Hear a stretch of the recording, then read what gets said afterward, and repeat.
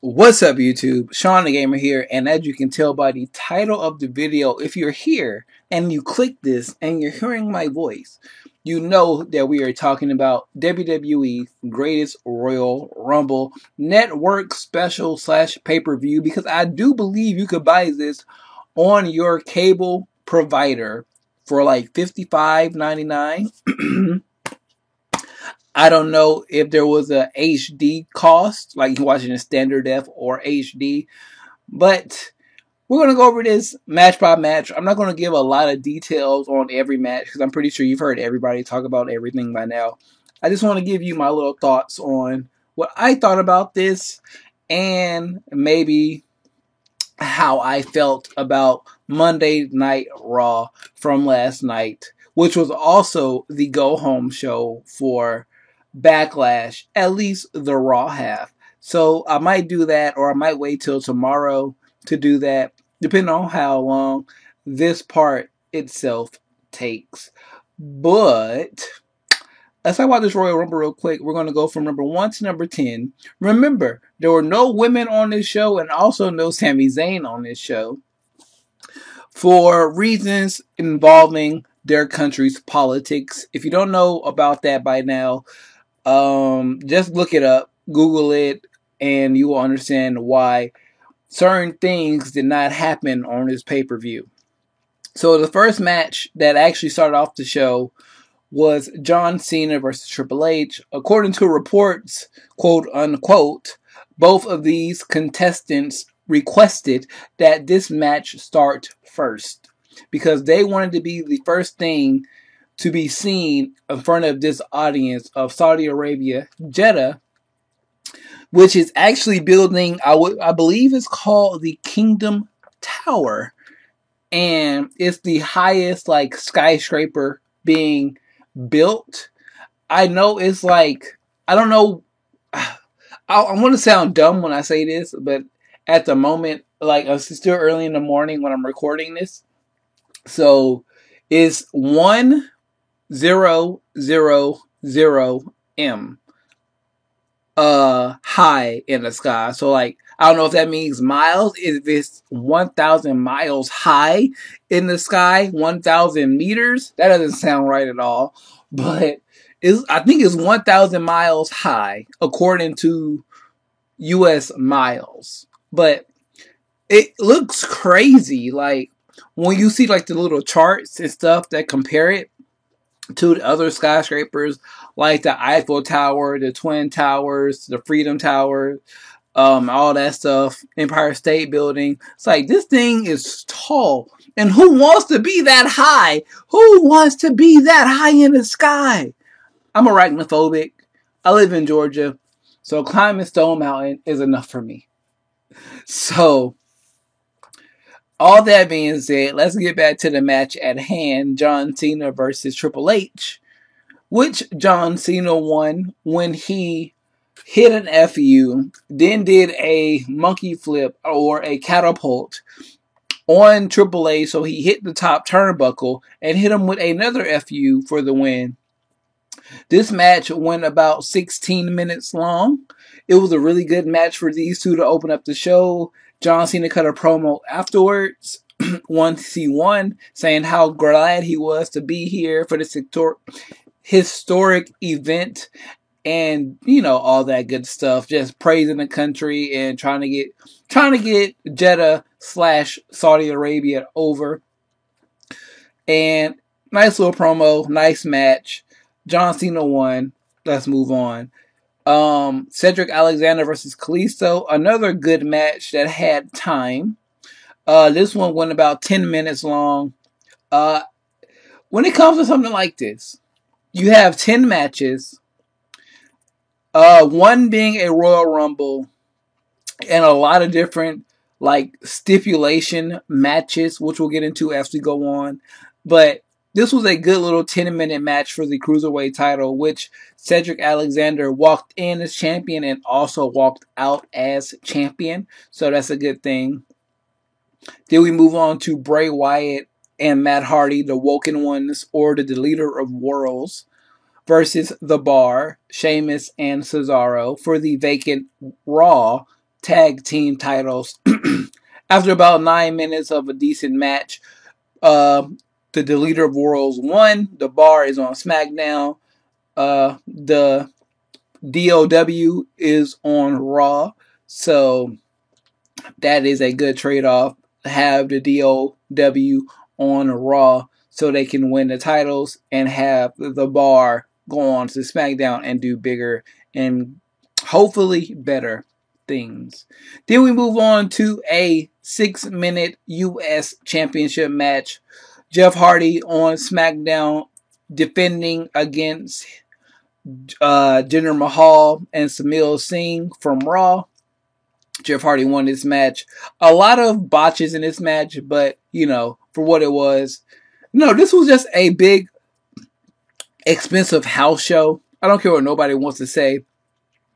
This was a big, expensive house show. So Jeff Hardy won after like a botch Whisper in the Wind attempt. If you haven't seen it, go look it up. But Jeff Hardy is still your United States champion on SmackDown. Excuse me. Now, speaking of SmackDown, you have the SmackDown tag team titles now being defended. The Bludgeon Brothers, Luke Harper and Eric Rowan, even though they're only being called Harper and Rowan. The champions defend against the Usos in a 5-minute match where the Usos had a lot of offense in. They did not have Naomi there for certain reasons. If you don't know why, again, just look it up. The Usos lost this match, which means the Bludgeon Brothers retained. And like I said, a 5-minute match. Then you have the Fatal 4-Way, which was almost a 5-way. Fatal 5-Way, if you go by current WWE terminology. I hate that term, Fatal 5-Way. But we're talking about a 5-way match. Well, a Fatal 4-Way. It was almost a Fatal 5-Way or 5-way match because of Bobby Lashley, who was advertised in some promotions for this match and was taken out at one point. Whatever. But it was a Fatal 4-Way. Then it was a Fatal 4-Way ladder match. Then it was a Fatal 5-Way. Then it turned back into a Fatal 4-Way ladder match. Anyways, your contestants in this match are The Miz, SmackDown, Samoa Joe, SmackDown, Finn Balor, Raw, and I'm about to say Finn Balor again, Seth Rollins from Raw, and he is your current champion. And still is your current champion. We'll talk about that a little bit later. Later, even after Monday Night Raw, when he did defend his Intercontinental title against Finn Balor. So with two of these competitors being on SmackDown and two being on Raw, it's kind of easy to determine who's going to win this match. As much as people love Finn Balor, Seth Rollins is over. Seth Rollins is so freaking over. Doesn't even matter where he goes. Seth Rollins is just over. And he did win this match after he did like a springboard from the ropes to the ladder, climbed up really quickly, and got the belt down. If you haven't seen this match, go see it. It went about 15 minutes. And it's a really good match. Also, you might want to go back and check out the WWE Championship match from AJ Styles and Shinsuke Nakamura, which ended in a double countout, which means AJ Styles is still the WWE champion. Just a lot of good stuff. Way better than a WrestleMania match for about 15, 14 minutes. So a lot of good stuff happened here. So, if you haven't seen this, go check it out on YouTube via highlights and things like that. Or there are a lot of different pages that come and go that actually do let you watch the whole match. They don't stay around that long, but they do allow you to do that. And then we move on to the casket match, which was Undertaker versus Rusev. This match went almost 10 minutes, surprisingly. Rusev did get some offense in, but in the end, you know the Undertaker was going to win. Then we go on to a steel cage match, which also went about 9 to 10 minutes. Brock Lesnar versus Roman Reigns in a steel cage for the Universal title. After a botch finish A lot of F5s, a lot of spears, a lot of Superman punches, a lot of suplexes. Brock Lesnar retained in a, like I said, a botch finish. If you don't know what happened, Roman Reigns bounced off the ropes, bounced off the other rope. He bounced off the ropes, hit a spear, speared Lesnar through a cage wall, which is in the middle, and you can see you really see the screws, quote unquote. I saw the zip ties, hand ties, whatever you want to call them. Like the plastic locks. They're like a long string with like a little rectangular thing. You put one in on the other and it locks together. Whatever, you know what I'm talking about.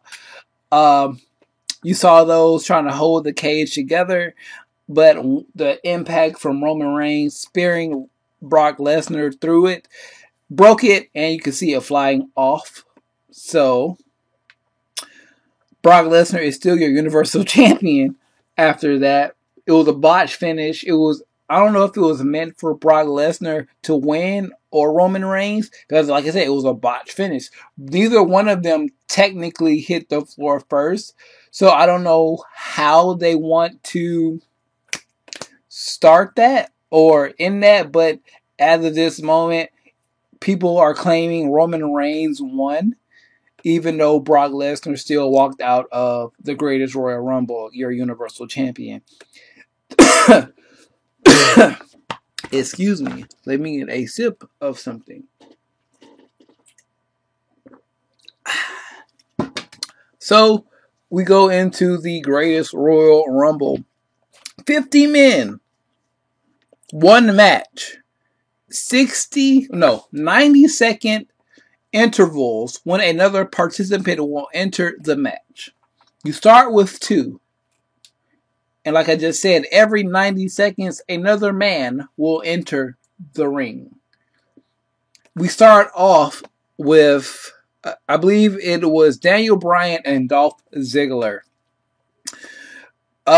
If you want to hear a list of everybody who's in this match, I will run through it really quickly. So, from 1 through 50, you have Daniel Bryan, Dolph Ziggler, Sin Cara, Curtis Axel, Mark Henry, Mike Kanellis, a sumo wrestler by the name of Hiroki Humi, who was apparently, I just watched Wrestle Talk. He came in at number 7. Apparently, the Prince wanted at least 3 people on this card. 2 of them being 2 people that were deceased. One being Yokozuna, the other being the Ultimate Warrior. Do you see where the problem is in that? Both the Ultimate Warrior and Yokozuna are hopefully resting in peace in heaven. So for Yokozuna, he brought Hiroki Suma out.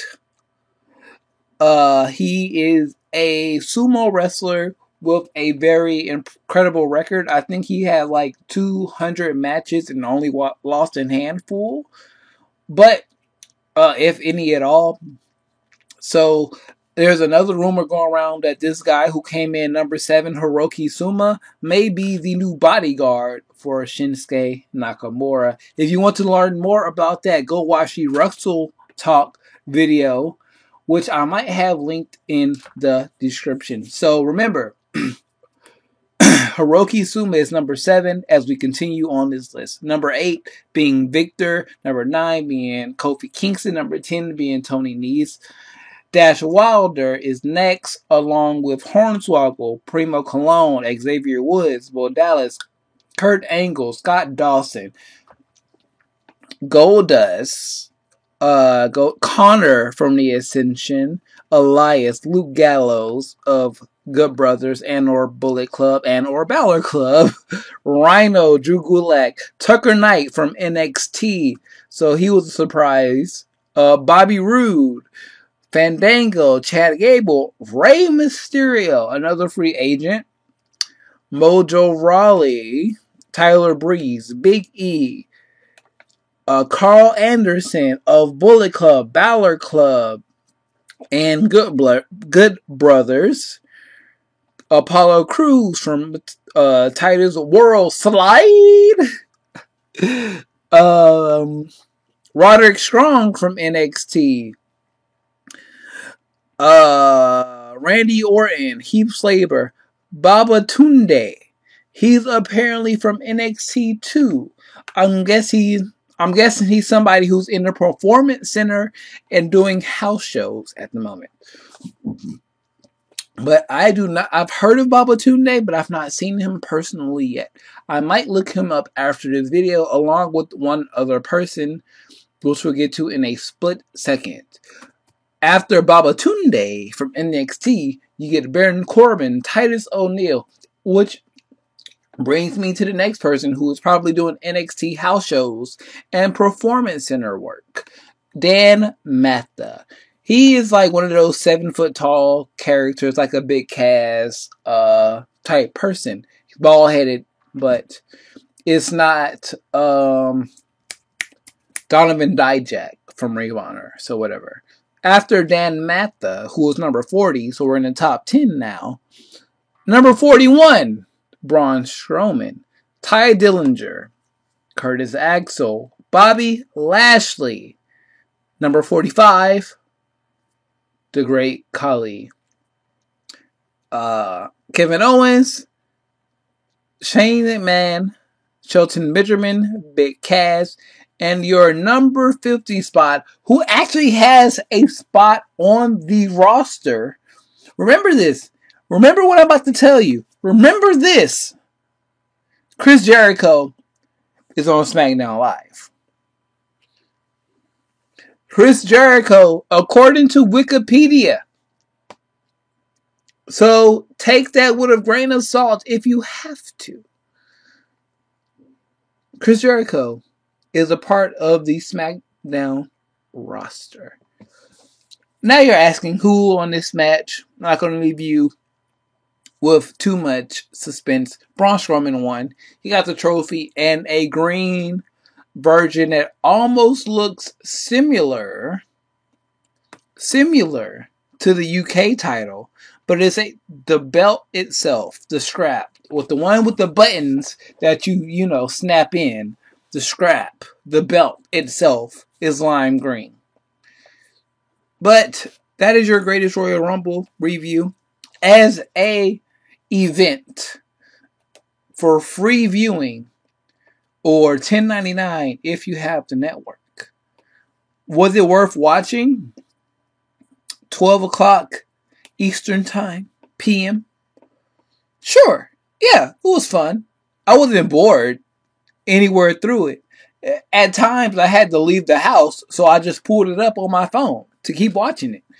So if you want to watch maybe certain things like the Triple H John Cena match or Cedric Alexander versus Kalisto to see the spots they did, if you want to be kept up on the AJ Styles Nakamura feud, also with the Intercontinental Fatal 4-Way ladder match, the Rumble itself, if you want to see like the last 10 minutes, go ahead. Go watch it. It's watchable. It's very watchable. All that being said, I'm not going to talk about Raw or anything. I'll probably do that. I'll talk about Raw and SmackDown tonight after SmackDown goes off the air, because I'm recording this on May 1st. 4 days till Cinco de Mayo. Cinco de Mayo. Cinco de Mayo. Anyways, we'll talk about what's going on with Backlash, Raw, SmackDown, all that good stuff. Then we'll talk about NXT tomorrow. There should be Russell Crates coming up later on today. Or there should be Russell Crate videos already up. I already recorded Russell Crate before this video. So, not Russell. Ooh, I'm lying. Not Russell Crate. Snack Crate. There should be like 2 Snack Crate videos up before this video, if I do it right. Or there should be Anyway, there's gonna be a snack crate video before this video.